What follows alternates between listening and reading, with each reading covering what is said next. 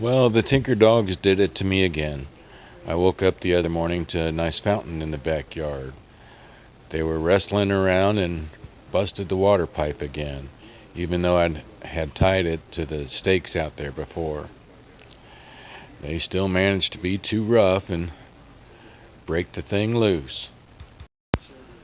So it was on to plan B.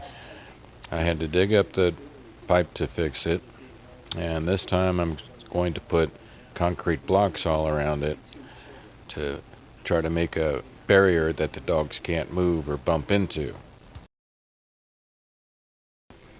Gracie's version of helping was riding in the cart with the blocks so she could make the other dogs jealous.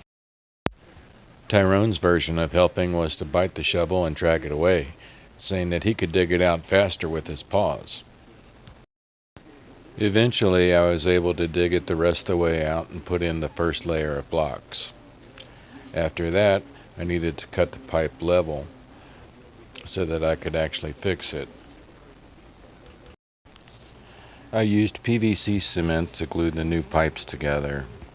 It wasn't easy with the puppies licking my ears constantly, but I still managed to get them together and a new valve and pipes put together.